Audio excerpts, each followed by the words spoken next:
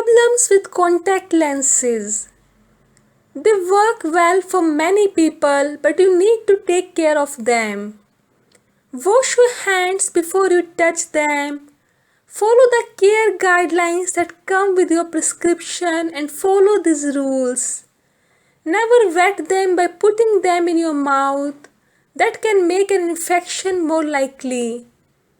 Make sure your lenses fit properly so they do not scratch your eyes. Use eye drops that say they are safe for contact lenses.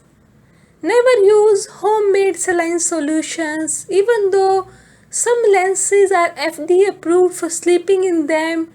Doing so raises the risk of a serious infection.